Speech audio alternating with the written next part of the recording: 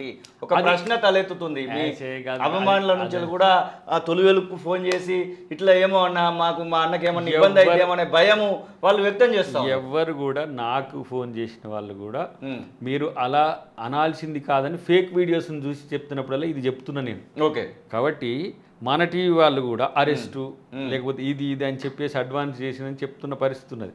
కానీ ఇక్కడ ఉన్న ప్రజలు ఏది నార్త్ మాదిరిగానో అట్లా మాదిరిగానో ఉండేటోళ్ళు కాదు. ఇంకోటి అన్నిటికంటే ముఖ్యంగా మాకంటే ఎక్కువ ఏది యాగాలు చేసి లేకపోతే యజ్ఞాలు చేసిన వాళ్ళు ఎవరు లేరు. ఇట్లా చేసిండ్రు అని అంటే వాళ్ళు రాజకీయంగా వాళ్ళు వెనకటికి జరిగిన చరిత్రలే. కానీ నేనేమంటున్నానంటే ఇక్కడ రాజకీయం కోసం చేసే దాంట్లో స్పర్ధలను పెంచుకోవద్దు. ఓకే, అన్నిటికంటే ముఖ్యంగా మీ మేనిఫెస్టోని చెప్పుకోండి, మీరు రేపు చేయబోతున్నాయి చెప్పుకోండి, మీరు రేపు చేస్తారని చెప్పుకోండి. మేము చేసే ఇప్పుడు 6 గ్యారెంటీల విషయంలో మీరు విమర్శించండి, మేము దానికి సమాధానం చెప్పుకుంటాం. మాది కూడా పంచ్ న్యాయం ఉన్నది, అది చెప్తాం. కానీ ఇక్కడ నార్త్ తరహా ఇలాంటి ఒక ప్రచారాలు చేస్తున్నారు. ఇలాంటి సంస్కృతి ఎవరిదంటే నేను పదే చెప్తున్నది అదే. ఇప్పుడు ఇతర వర్గాల మీద లేని కక్ష ఇప్పుడు దయాకర్ మీద ఎందుకు పెరుగుతున్నది? దయాకర్ దళితుడు కాబట్ట. ఓకే, ఎవరు ఇంతకుముందు అనలే, ఏదనలే, మోడీని అమిత్ షా తిట్టలే. మోడీ అమిత్ షా రాముడు లక్ష్మణుడు కాదు. మోడీ అమిత్ షా ఒక రాజకీయ పార్టీ నాయకులు, బీజేపీ మా వ్యతిరేక పక్షం. మీరు దాన్ని రామునికి ఆపాదిస్తున్నారు ఎందుకు? వీళ్ళు మేము అసమర్థులమని చెప్తున్నట్టేనా? ఓకే, మేము చేయలేని మేము చెప్పుకోలేక మేము రామునితో రాజకీయాలు చేయాలనుకుంటున్నాం. రాముడు మీ ఒక్కడి వాడు కాదని చెప్పే ప్రయత్నం చేస్తూనే నేనేమంటున్నానంటే ఒక సెక్షన్ ఆఫ్ పీపుల్ని మొత్తం కూడా రెచ్చగొట్టే పనిలో పదే ఉన్నారు. నిన్న మనోడు శేఖర్ చేసినప్పుడు నేను అన్న, ఇప్పుడు నేను కుల సంఘ నాయకుడిని కదా పూర్వాంకంలో, మేమిద్దరమే పోరాడుతుంటాం మాదిగలమే. అవును, కృష్ణమాదిగ గారితో నేనే కలిసిపోయేంతటి సాన్నిధ్యం మా మధ్య ఖచ్చితంగా ఉంటుంది. ఇతర కులాల ఇప్పుడు సగర కులం వాళ్ళు ఫీల్ అయ్యి ఇట భగీరథుడు మాదంతా ఇట వంశవృక్షం ఇట్లా ఉంటుంది అంటే అసలు రాముని చర్చ అప్పుడు నేను వీడియో చూసి రాముని నేను ఇవ్వనా అని చూస్తే వీళ్ళని తిట్టింది రాముంది అనేది చేస్తున్న పరిస్థితి వచ్చినప్పుడు ఆ వీడియో పెట్టిన. కాబట్టి ఎవరు కూడా ఇంకోటి ఎవరి మనోభావాలను అద్దంకి దయాకర్ ఎప్పుడు కూడా కించపరచడు, ఇంక్లూడింగ్ బీజేపీ. ఎప్పుడు బీజేపీ తప్పు చేసినా, ఎప్పుడు నా వాళ్ళు తప్పు చేసినా నేను ప్రశ్నించిన చరిత్ర ఉంది కదా. అవును, మా పార్టీలో ఉన్న వాళ్ళు ఒక రకంగా ఈ పార్టీకి ఇబ్బంది చేసినా కూడా అలాంటి చరిత్ర ఉంది. కాబట్టి కూల్గా పోయేదాన్ని వాళ్ళు ఏం చేస్తున్నారంటే ఇంకో అంశం తెలంగాణలో బీజేపీకి లేదు. ఓకే, దీన్ని చర్చ తీసుకురావడం ద్వారా, దీన్నే మనుగడలో పెట్టడం ద్వారా, అంటే అది మనుగడ అంటే ఎన్ని రోజులు ఉంటుంది దానికి?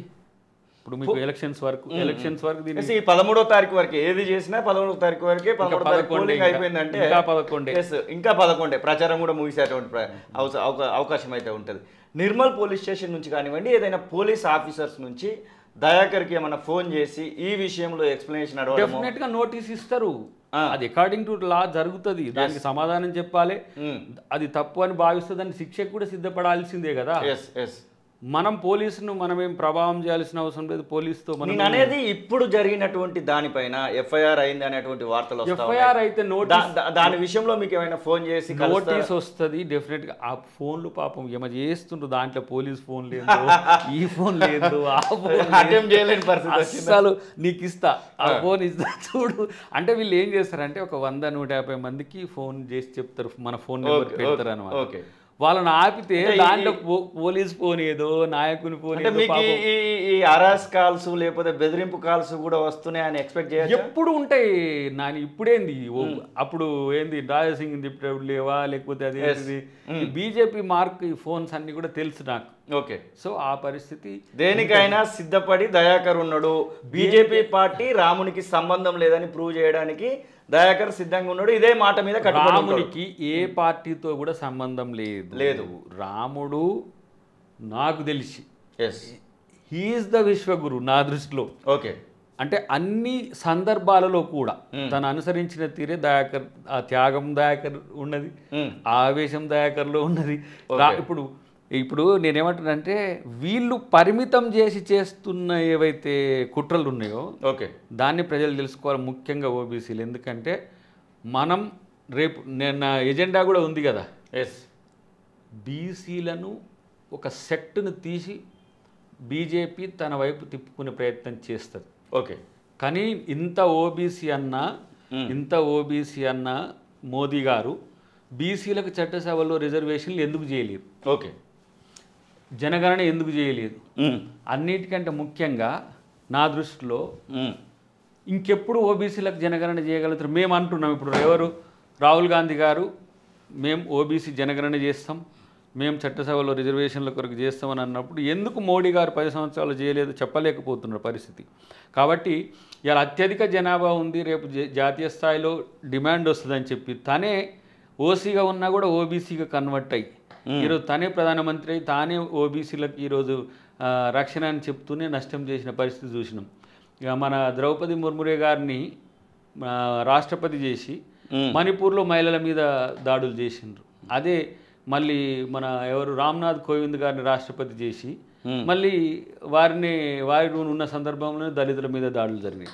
కాబట్టి దాడుల సంస్కృతి అయినా ఇట్నైనా మనం రూపుమాపాలంటే ప్రజాస్వామ్యయుతంగా ఉండాలి. బీజేపీ మిత్రులకు కానీ ఆర్ఎస్ఎస్ మిత్రులకు కానీ నేను చెప్పేది ఏంటంటే రాజ్యాంగాన్ని పరిరక్షించండి.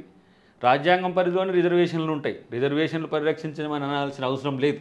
రాజ్యాంగం రక్షించబడితే ఈ దేశంలో ఉన్న బడుగుల అస్తిత్వం నిలబడుతుంది, ఈ దేశంలో ఉన్న అందరి అస్తిత్వం నిలబడుతుంది. కాబట్టి దాన్ని ప్రొటెక్ట్ చేసే బాధ్యత కూడా వాళ్ళు తీసుకోవాలని చెప్పి మీ ద్వారా నేను వాళ్ళకి తెలియజేస్తున్నాను.